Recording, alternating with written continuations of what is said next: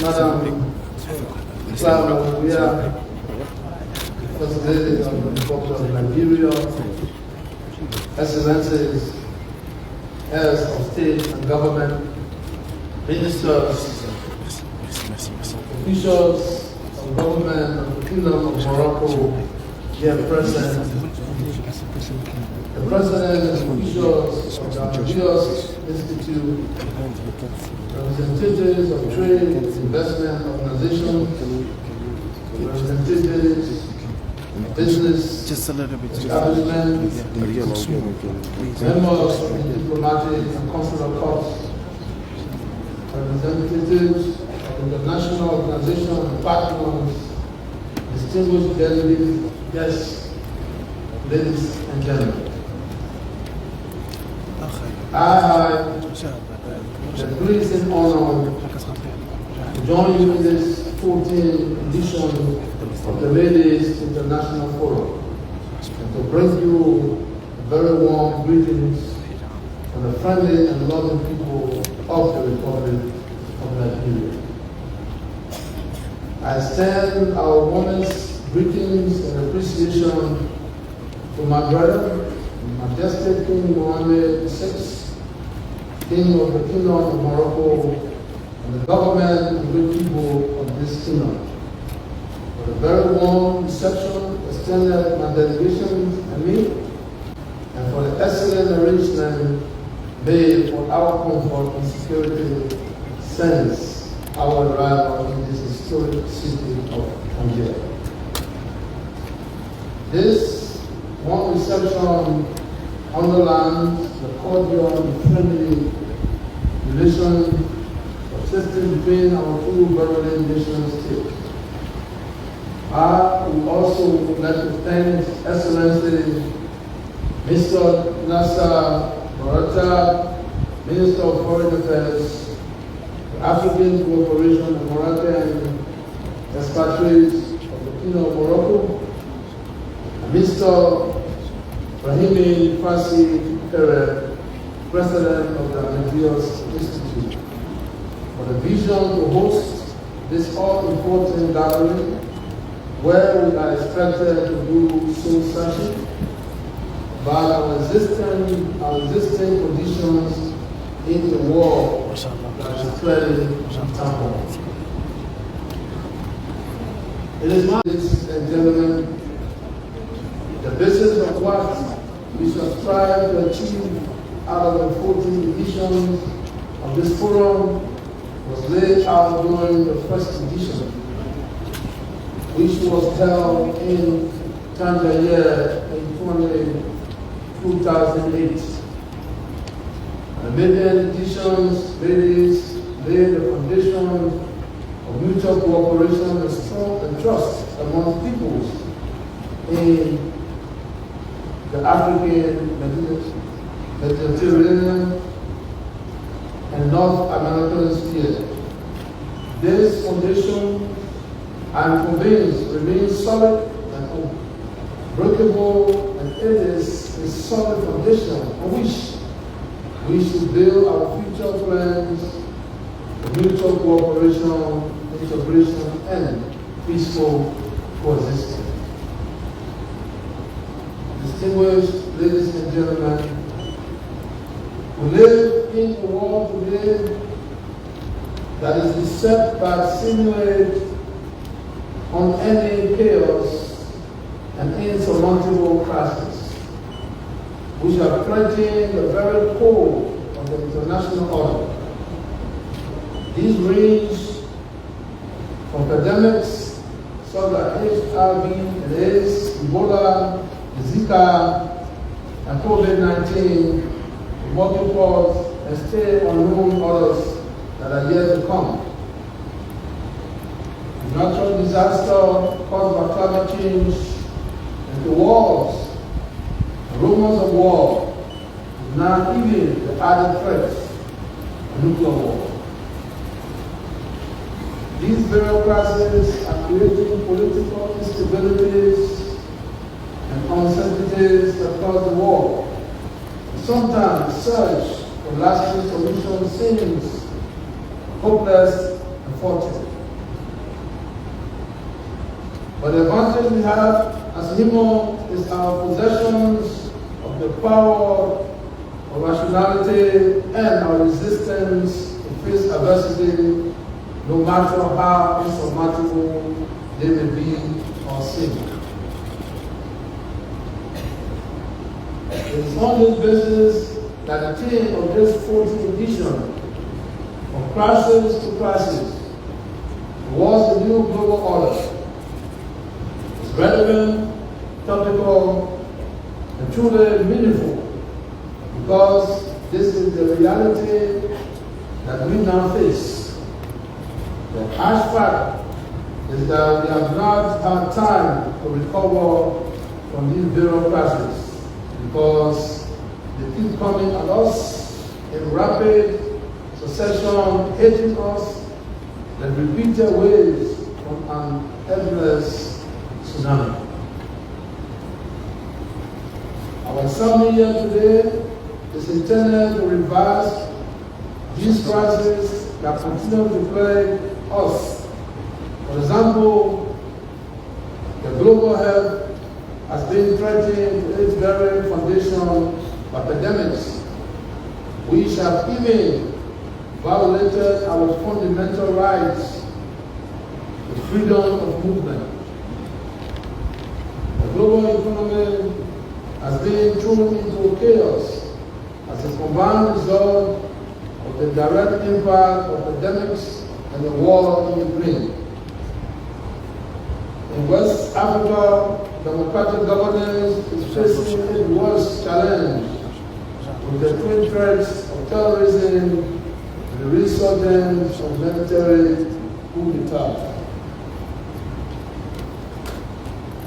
These crises have led to our people fleeing their countries for greater passion and safe havens abroad, only to endure not only hardships and suffering, but also inhumane treatment of their journey, as well as upon arrival at the destination where they have hoped to find welcome and refuge. Many have lost their lives along the way and have perished without graves in the harsh condition of the Mediterranean Sea. Excellency, distinguished ladies and gentlemen, no country is an island. We live in an independent world driven by enormous gains in science and technology. We should understand each other and act in concert to overcome our challenges in order to make the world a more peaceful and happy place. We have an obligation and duty to save our planet from disaster. Our collective experience of living in the world of crisis should therefore drive our collective resolve to close rank in cooperation and collaboration. In order to confront together the daunting challenges facing us in such time of adversity, we should draw closer to each other and use our collective strength to overcome the challenges we face. It is therefore my plea to us all that we should combine our knowledge, resources, and strength to end these crises in order to restore order, peace, and stability to our one world. Distinguished ladies and gentlemen, the situation of Africa in this global crisis is a cause for great concern.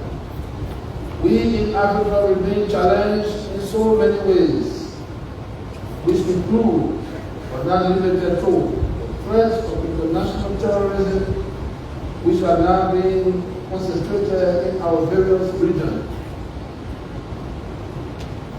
Currently, in the Sahel, which contains the largest portion of West Africa, has become a playground of international terrorists, with a line of terrorist operations that runs from the western borders of the Mali all the way down to Cameroon. In addition to the terroristic activities, there are many armed conflicts that are beginning to be seen between various African countries. The conflict between Ethiopia and Eritrea, the conflict between the Democratic Republic of Congo and Somalia, and Rwanda, the conflict in Mozambique, as well as some parts of the Central African Republic, are some of the examples that come to mind. We are therefore constrained to ask the question, why are we fighting each other? Why are we fighting each other? Are we not brothers and sisters?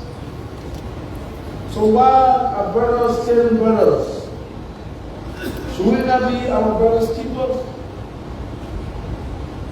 As if the scourge of terrorism is not enough, we are beginning to experience waves of military coup d'etats and other forms of unconventional and unconstitutional means of assuming state power, which is totally against the spirits, core values, and principles of democratic culture. The advantage, desertifications, and coastal degradations, which is influenced by climate change, is equally taking a heavy toll on Africa. The recent unprecedented flooding in Nigeria, Chad, and Sudan, among others, are clear indications that we are beginning to lose the climate change battle. The impact of COVID-19 pandemic on our economy is also cause for concern. The pandemic occasioned the slowdown in the pace of growth for many of our African economies as potential investors pulled off their businesses and left. Companies shut down, which led to unprecedented increase in unemployment. We cannot pretend to be contented with these negatives and still believe that we are secure and stable. With the theme of this forum in mind, Liberia calls for more sustained and concerted collaborations among nation states to address these major crises around the world. On the war between Russia and Ukraine, I would like to call on the members of the international community to use every means of diplomacy to bring this unfortunate conflict to an end. The global disruption occasioned by this war are far-reaching consequences for all of our economies and all of our people, including food insecurity, supply chain delays, rising inflation, to mention a few. I once served as a peace ambassador for UNICEF, and later in my career, I was appointed and served as peace ambassador by the Liberian government even while I was in opposition. These roles were of pivotal importance in bringing about disarmament, demobilization, and rehabilitation of young ex-combatants in the Liberia Civil War. I am convinced that peace can prevail in Ukraine if the parties give it an impartial chance. I feel the pains of the women and children, the young and the elderly, and all these defenseless civilians who are ongoing casualties of war. The war in Ukraine should not be allowed to go on while the rest of the world sit and watch. Let us give peace a chance. Distinguished ladies and gentlemen, Africa looks forward to sustained investment in the health sector, in building pharmaceutical plants, where quality and affordable drugs can be produced by the African market. We also seek partnership for investment in the energy and infrastructure sector. Liberia would like to encourage investors to utilize the virgin nature of our investment climate to engage in portfolio business venture of mutual benefit to our economy. Our fertile soil are ready for mechanized agriculture that will enhance food security. The technology sector also remains untouched in most African countries, including Liberia. We seek investment in fiber optic backbones that will strengthen the communication sector and give further boost to our economy. Liberia is endowed with enormous potential to transform itself into a strong economic giant for all of its citizens in the world at large. Such potential, which includes maritime transport, air services, port development and expansion, development and exploration of the offshore minerals to include oil and gas, as well as solid minerals amongst others, to be realized through strong cooperation and joint venture initiative with prospective investors. We encourage value addition in all investment portfolio, as this will result in more sustainable job creation for our ever-growing youth population.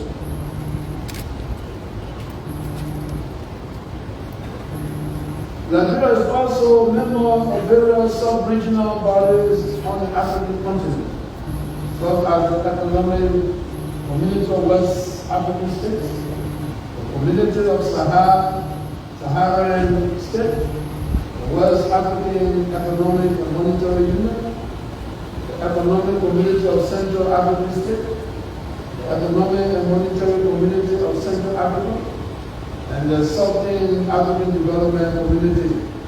Accordingly, prospective investor in the Liberian economy will enjoy all the benefit of Liberia's membership in these organizations.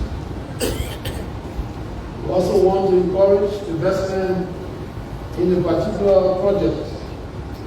The Nigeria-Morocco gas pipeline, which will connect Nigeria gas to every coastal country in West Africa up to the Mediterranean shore. We are convinced that this large-scale energy project will immensely boost the region's economic integration and benefit all the nations involved by unlocking their industrial potential and curbing the energy deficit.